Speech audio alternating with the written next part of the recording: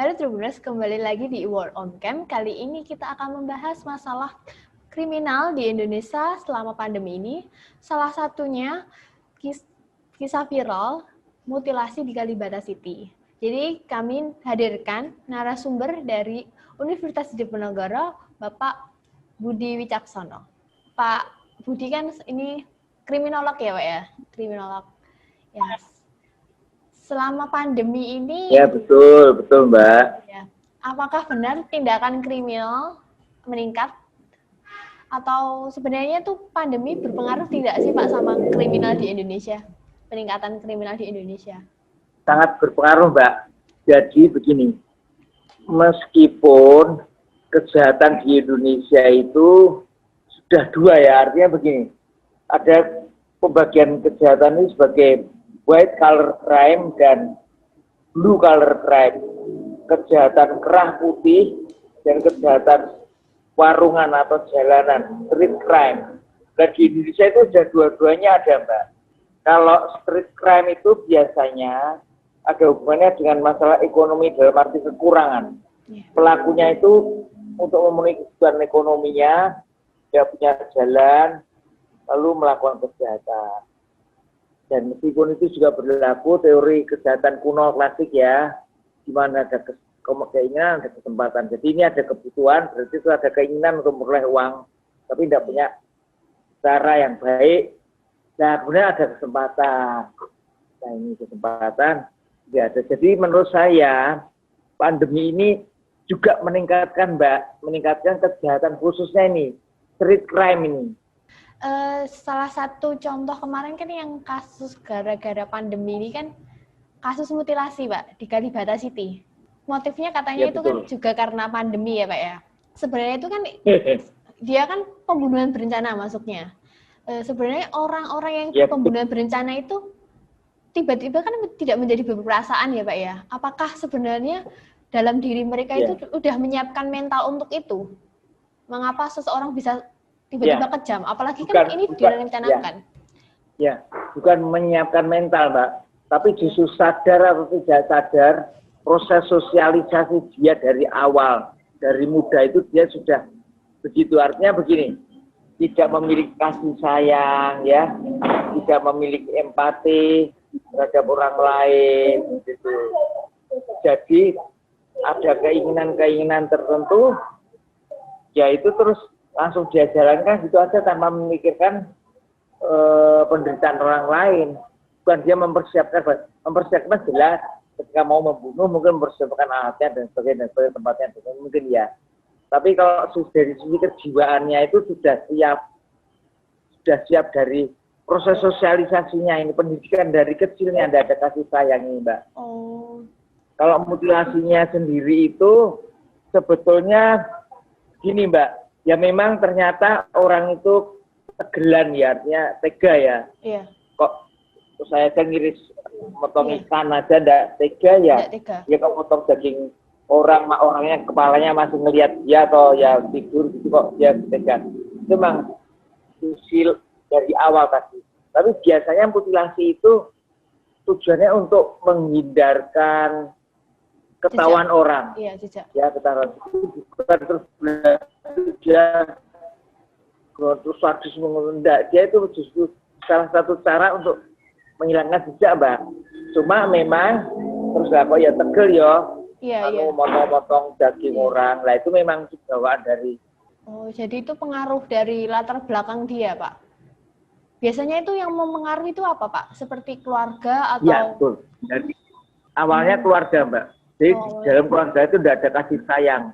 Makanya baik Mbak pendidikan anak itu di rumah itu ada ada hewan piaraan itu ya. Itu melatih memberi kasih sayang. Jadi bagaimana mereka pas menetas, lahir, katakanlah burung merpati lah ya. Mereka kecil. Itu orang-orang yang melihat begitu tuh dia senang tumbuh besar. Kalau ada yang mati dia nangisi. Otomatis ya orang itu proses terdidik nggak mungkin jadi sadis sama orang lain gitu ya. Kalau dari kecil sudah kasih sayang sama binatang pun sudah dididik. Berbeda kalau orang tuanya itu dengan binatang kejam betul ya. Mukul, tendang, lempar, apapun bunuh. Anaknya biasa melihat itu akan ikut-ikutan. Ini masalah budaya Mbak. Oh. Jadi anak kecil itu kan mendapat warisan dari orang tuanya, warisan maksudnya sikap mentalnya. Kemarin kan yang kasus mutilasi itu kan dia kan cari itu dari internet, Pak. Lihat mutilasi itu dari internet. Sebenarnya kalau aksi sadis itu di film kayak di internet itu sebenarnya pengaruh nggak sih, Pak? Ya, kalau dulu memang ada teorinya Sutherland ya, differential association theory. Itu memang itu ada teori belajar, learning teori untuk melakukan kejahatan. Orang itu belajar biasa itu dipelajari dari hubungan intim antara manusia dengan manusia. Tidak bisa melalui bacaan, melalui film. Tapi ternyata teori itu zaman sekarang gagal, Mbak. Karena zaman sekarang duluan beliau itu membuat teori kan belum ada apalagi HP, TV itu belum ada. Jadi orang tidak bisa terbangkitkan perasaannya ya. Kalau tidak ketemu sama orang ya dulu ya. Tapi sekarang tanpa ketemu orang bisa karena seolah saya gagal teori itu tanpa melihat atau ketemu di orang dengan orang secara pribadi person dan kata-kata dengan body language itu bisa hanya dengan melihat itu, Mbak. Makanya ini sekarang era yang ya harus berhati-hati ya, Pak. Karena ya. Era keemasan tapi juga kegelapan kalau menurut saya. Ada sisi positifnya dan enggak TI itu, Mbak. Sangat mempengaruhi. Sangat mempengaruhi. Maaf, seperti sinetron, Mbak. Coba sinetron itu kata di Indosiar itu ya. Iya. Itu filmnya itu kan tentang apa? Menikah dua kali, menipu. Dia tidak di Indonesia, Antv juga. Itu orientasinya itu harta benda, ada tabrakan, ada menikah lagi, membunuh. Itu orang lihat itu. Kalau didikan moral mentalnya dari orang tuanya kurang kuat, mereka jadi orang mau kaya itu bisa caranya yang membunuh ini ya, itu kan gitu loh, Mbak. Inilah sisi gelapnya. Ini perlu disadari oleh pemerintah. Ya. Saat orang memutilasi atau melakukan perilaku sadis ya, Pak ya, di depan matanya sendiri gitu, Pak. Kalau kasus dari yang Bapak pernah lihat atau pernah selidiki itu, dia itu benar-benar sadar atau seperti orang kilaf gitu loh, Pak? Gimana ya? Kayak nggak sadar gitu loh. Itu bagaimana? Apa tiap kasus itu berbeda biasanya? Ya, sulit sekali, Mbak. Ini karena sulit sekali. Seperti orang gila, waktu ada istilah purple insanity. Purple insanity itu seorang ibu yang membunuh bayinya ketika bayinya lahir. Kemudian bayinya lahir itu dia gila saat. Tapi setelah bunuh itu dia ingat. Sadar lagi ya. Untuk melihat ini sulit sekali ya. Pada waktu bunuh dan itu kita juga tidak bisa lihat, Mbak. Tapi kalau sadar membunuh saya kira sadar tetap, Mbak. Kalau enggak kan dia tidak akan bunuh, toh, Mbak. Kalau tidak sadar dia tidak akan bunuh. Atau begini. Kecuali kalau ada perlawanan atau dia mau dipukul dulu, bela diri, terus bela dirinya keras, itu kan tidak sadar untuk membunuh, dia bela diri. Tapi kalau orang-orang ini kan begini, Pak, dia kan menginginkan harta atau itu, itu yang mutilasi itu, yang orang pacaran itu, kan menginginkan harta. Jadi dia itu sudah silau dengan, dia sudah silau dengan harta benda itu, motivasinya itu. Nah, ini menyilaukan, tadi dikatakan saya silo itu karena dengan gitu dia tidak bisa melihat lainnya, menyakiti orang lain, menderitakan orang lain. Dia bisa ditangkap, dia dihukum oleh nanti di penjara seumur hidup atau bagaimana. Itu dia jadi lupa dalam tanda petik. Meskipun dia tahu kalau orang bunuh itu akan dihukum. Tapi pada waktu itu dia karena nafsunya yang luar biasa. Saya kira semua orang bisa mengalami ini, tapi bukan pembunuhan ya, Mbak. Seperti ingin makan sesuatu, bukan punyanya, diambil, dimakan, gitu kan, Pak. Jadi waktu ngambilnya dia sadar. Tapi terus akibatnya mungkin dia tidak mikir. Pada waktu ngambil itu sudah menafikan gitu, menganggap ya sudah tidak apa-apa gitu. Mungkin dia tahu itu akibatnya akan apa, tapi dia tidak pikirkan gitu. Karena terlalu silau dengan harta benda ini, Mbak. Terlalu silau dengan motifnya itu ya, Pak ya? Untuk mendapatkan harta benda itu harus bunuh gitu masalahnya itu. Indonesia sendiri kan sebenarnya kalau kasus pembunuhan itu sama media juga sering di blow up ya, Pak ya? Padahal yang kemarin kasus mutilasi itu bukan hanya kasus mutilasi saja, Pak. Banyak kasus perencana pembunuhan itu padahal sebenarnya sudah jelas gitu loh. Kalau nanti ini membunuh nanti hukumannya gini. Padahal sedangkan polisi juga sekarang tuh kalau kasus itu kan cepet ya, Pak ya. Menangkap itu kasus. Menangkap orangnya itu cepet ya. Berarti emang karena nafsunya itu yang benar-benar menggelapkan, Pak. Latar pendidikan itu berpengaruh nggak, Pak? Jadi gini, tapi ada faktor pendidikan sangat berpengaruh, Mbak. Pendidikan itu sangat berpengaruh. Apalagi pendidikan moral ya, bagi saya itu malah nomor satu itu. Nomor satu itu pengendali ya. Jadi karepnya, keinginan orang itu harus dijaga. Kan kita itu given ya, dihidupkan oleh Allah itu mendapatkan nafsu-nafsu yang angan-angan seton nalar pangerti. Ya, ini nafsu-nafsu itu ada lama, amarah, sofiah, mutman. Nah ini yang membuat orang punya keinginan tertentu. Dan yang dorong itu nafsu amarah, lama. Jadi ingin makan yang enak dan sebagainya. Tapi kalau itu punya orang lain, ya jangan. Nah ini yang mengendalikan kan otaknya. Meskipun sering di-blow up oleh media massa, tapi belum tentu orang-orang yang melakukan kejahatan itu pernah melihat, pernah mendengarkan, Mbak. Belum tentu itu. Kalaupun dia pernah melihat, pernah mendengarkan, tapi orang itu kan tidak semua orang itu nafkah. Jadi dia suatu secara cermat menghayati, tidak semua orang bisa menghayati. Jadi masalah bahwa pembunuh itu bisa ketangkap polisi, bisa dihukum, tidak. Ya kalaupun dia bisa menghayati, tapi ini ada 3 tingkatan jadi ya. Kalaupun dia bisa menghayati, tapi karena tadi nafsu-nafsu keinginan, ya sofiahnya, didorong nafsu amarah dan loamannya untuk menguasai duniawi, harta benda, itu menyilaukan semuanya. Dia tidak mikir itu bagaimana cara membunuh terusan, karena itu jalan untuk mencapai, mendapatkan apa yang diinginkan tadi, karepnya itu yang mendorong, drive, yang memotivasi dia untuk membunuh tadi. Itu betul-betul seolah-olah menutupi ya hal-hal yang lain yang harusnya dia perhitungkan itu. Jadi saya tadi bilang inilah gagalnya hukum pidana, Mbak. Hukum pidana itu kan punya pidana ya. Makanya ada sisi peradilan pidana, ada fungsi jaksa hakim dan lembaga pemasyarakatan ya. Tapi kan hukum pidana itu memiliki pidana. Pidana itu sesuatu nestapa, sesuatu yang menderitakan, sesuatu yang menakutkan, sesuatu yang menyusahkan, sesuatu yang menderakan. Ya.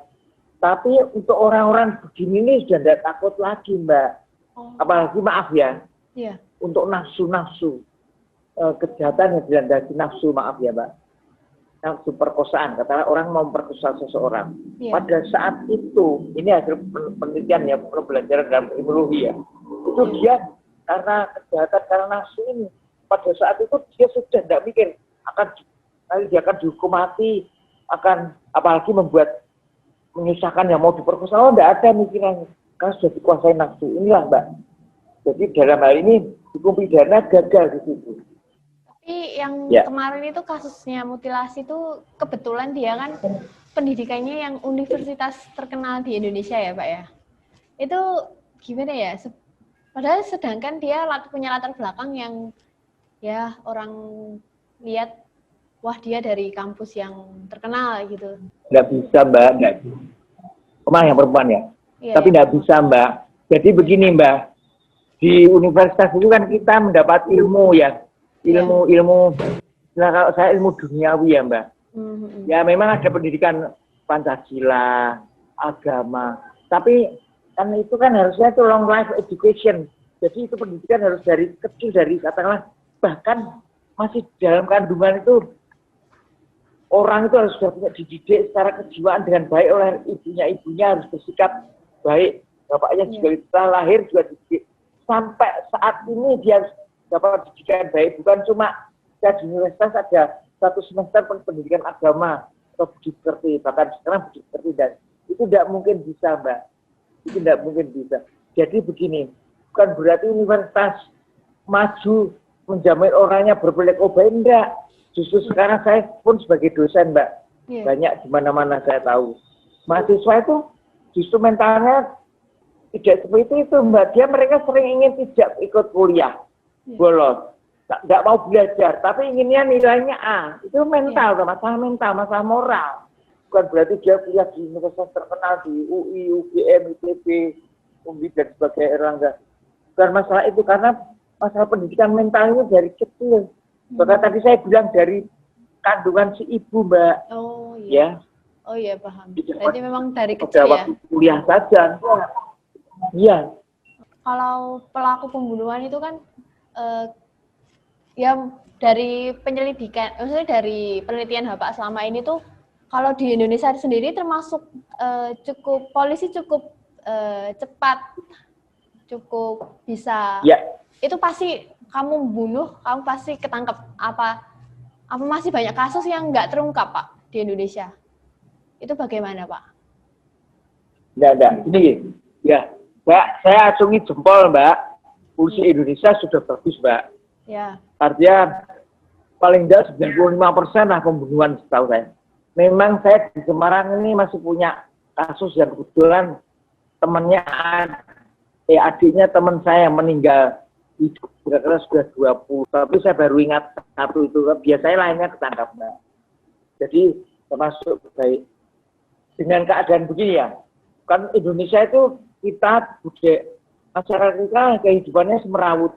Karena ekonomi kita juga belum mapan betul seperti negara-negara maju toh. Ya orangnya banyak, aturan main masuk orang enggak, karena masih ada hukum banyak.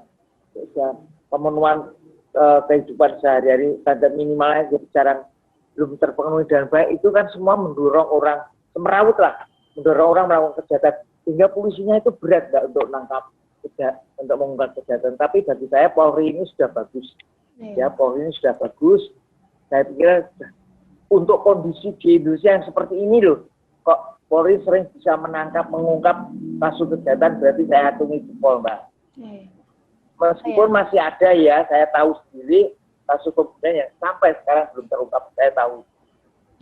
Tapi relatif baik sudah. Nah itu yang saya juga heran, Mbak. Kenapa kok orang-orang kok ya masih melakukan kejahatan itu? Iya tadi. Jadi kan, tadi dia tidak baca. Ya dia tidak baca atau dia tidak tahu, atau yang kedua tadi karena nafsu ya, nafsu ingin menguasai masalah duniawi tadi sehingga menyilaukan ya lainnya, menutupi kesadaran lainnya, Mbak. Kalau Pak, sebenarnya kalau menurut Bapak itu pendidikan kriminal dari kecil itu perlu nggak sih, Pak? Malah seharusnya dari kecil gitu loh, Pak. Menurut Bapak perlu tidak untuk mencegah adanya tindakan kriminal sejak awal, sejak dini? Tapi ya betul. Sangat perlu, Mbak. Ya sangat perlu. Sebetulnya itu kan ya ada istilah tidak kriminal ya. Seperti kalau berdosa ya kan. Kalau kamu mencuri, kamu menipu, apalagi menganiaya ataupun membunuh, perkosa, itu dosa. Itu kan sudah pendidikan kriminal itu, Mbak. Karena itu oleh undang-undang negara pasti dilarang. Negara manapun tidak ada yang membolehkan orang bunuh, orang merkosa, mencuri, itu tidak ada. Itu tidak ada. Kecuali bunuhnya itu bela diri ya, Mbak. Jadi seseorang mau dibunuh, ternyata dia ada batu di sini, kalau dia tidak memukulkan batunya ke kepalanya si penyerangnya itu, dia akan mati lah. Tapi akhirnya dia bunuh penyerangnya, itu tidak apa-apa, itu bela diri itu namanya. Tapi kalau di Indonesia itu membela diri termasuk nggak Pak ya Pak? Dikenai pidana nggak Pak? Soalnya kan dulu pernah yang kasus di Malang itu yang pelajar, dia katanya membela diri karena pacarnya mau diperkosa, akhirnya dia membela diri, terus si begalnya itu dibunuh sama dia, tapi dia yang ditangkap sama polisi. Itu bagaimana, Pak? Ya. Begini Mbak. ketika dia mau bela pacarnya supaya tidak diperkosa, tapi apa harus yang membunuh si calon pemerkosa? Kan tidak perlu, ya Mbak. Mungkin dia bisa nendang, bisa mukul, bisa melumpuhkan, ya kan? Kan tidak perlu membunuh. Ya, yang dibolehkan tadi seperti not with excess ya. Dia bela diri tapi dia membunuh orang itu. Kalau dia tidak membunuh, dia terbunuh. Makanya dia membunuh dulu lah, itu ya enggak apa-apa Mbak. Tapi itu juga harus dibuktikan ya. Harus dibuktikan. Itu sulit juga pembuktiannya. Kadang orang-orang, dong saya hampir dibunuh, maka saya bunuh dulu. Ya, ini yang harus diteliti betul, makanya ini sulit. Pekerjaan reserse ini yang sulit sekali untuk membuktikan fakta yang sebenarnya ini. Yang sulit, Mbak. Pertanyaan terakhir tapi ya, kalau Pak, tadi bela pacarnya supaya tidak diperkosa, apakah ya harus membunuh? Oh ya. Apakah? Kalau di Indonesia polisi sudah bagus menangkap para pelaku tersangka dengan cepat. Tapi bagaimana dengan penegakan hukumnya, Pak? Maksud saya tuh hukumannya itu sudah sesuai apa tidak? Kan soalnya sering sekali kasus pembunuhan ternyata dapat remisi dan lain-lain seperti itu. Itu bagaimana, Pak? Penegakan hukumnya. Jadi hukumannya itu sendiri itu bagaimana, Pak, kalau di Indonesia? Sudah cukup bagus atau masih kurang? Kalau menurut Bapak sendiri? Jadi gini. Yang menjatuhkan pidana hukuman itu di dalam sistem peradilan pidana Indonesia itu adalah hakim dalam sidang pengadilan. Lalu yang mengeksekusi itu jaksa, yang melaksanakan hukumannya itu sipir penjara lembaga pemasyarakatan. Jadi bukan polisi ya. Nah, itu begini. Tapi hakim itu kan dia itu kan cuma dapat cerita, ya barang bukti sedikit, tapi hakim itu tidak pernah melihat kejadiannya yang betul-betul terjadi, ya toh. Jadi seringkali hakim ragu-ragu untuk memutuskan orang ini salah apa enggak, ya toh. Si A dituduh membunuh si C. Orang-orang pada lihat ketika masyarakat lihat ketika si A itu megang pisau yang berlumuran darah karena bekas nusuk perutnya si C sampai akibatnya meninggal si C. Tetapi kan orang tidak pernah tahu yang menusukkan itu si A betul apa si Z. Mungkin bisa si Z atau si G.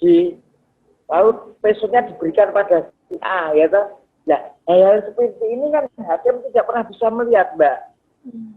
Jadi hakim takut ya, nanti saya hukum betul, ternyata dia itu bukan pembunuhnya betul, gitu ya, Mbak. Itu satu. Dan kedua begini, ada gium dalam hukum itu lebih baik membebaskan orang bersalah, ya. Satu, daripada membunuh orang yang tidak bersalah, membedakan orang banyak, ya. Misal, daripada menjatuhi hukuman satu orang tapi tidak bersalah, Mbak. Itu ada itu. Jadi ada istilahnya itu, ada istilah bahasa Latinnya lupa saya. Ya, itu jadi makanya hakim hati-hati. Makanya seringkali masyarakat tidak puas, ya toh. Itu satu. Memang ada faktor-faktor lain, ya. Jadi bagaimana pun juga hakim itu manusia. Kita juga tidak tahu. Mungkin hakim itu dipaksa untuk menghukum seseorang dengan kejam atau bahkan terlalu ringan. Tapi Mbak bilang kan hukumannya penegakan hukumnya kurang, tidak sesuai dengan undang-undang ya. Mungkin juga hakim tidak bebas, tidak ada yang mengancam. Ya toh kita tidak tahu toh. Nanti kalau anakmu akan saya bunuh kalau kamu nggak sampai hukum saudara saya yang perkosa ini dengan hukuman berat. Yang itu kita tidak tahu, Mbak. Jadi banyak faktor, Mbak. Banyak faktor. Atau tadi juga bahan-bahan barang-barang bukti dari jaksa penuntut umum yang juga mendapatkan dari polisi juga kurang komplit. Bisa saja. Kita, apalagi kan ada di undang-undang nomor undang-undang KUHP Undang-Undang 8 tahun 1981 maupun di RUU KUHP sekarang itu 177 itu ada bahwa barang bukti. Jadi memang hakim itu harus paling tidak dalam memutuskan itu ada 2 barang bukti. Sehingga dia yakin bahwa terjadi kejahatan dan pelakunya yaitu dia harus dihukum. Tapi di samping itu ada masalah sampai sejauh mana ya kesengajaan membunuhnya. Dia terpaksa pada ini sulit, Pak. Hukum pidana itu sulit sekali. Makanya saya Profesor Sudarto, hukum pidana itu sulit sekali. Dan orang yang menjalankannya harus orang yang penuh kasih sayang. Entah itu polisi, jaksa, hakim. Karena dia akan menggunakan pidana yang tadi kejam tadi, nestapa, menceritakan tadi. Itu, Mbak. Jadi seringkali juga hakim juga mikir, wah nek tak hukum nanti belum nanti anak-anaknya tidak bisa makan, tidak bisa minum, istrinya itu tidak bisa hidup, tidak bisa sekolah, gara-gara saya hukum berat. Makanya hukumnya mungkin agak ringan gitu, Mbak. Terima kasih, Mbak ya. Sekian wawancara dengan Pak Budi Wicaksono dari Universitas Diponegoro. Nanti lain kali kita bisa wawancara lagi ya, Pak ya. Sekian wawancara kami dengan Pak Budi Wicaksono. Terima kasih atas waktunya. Sampai jumpa dan jangan lupa subscribe Tribun Wow Official. Terima kasih sudah nonton. Jangan lupa like, subscribe, dan share ya.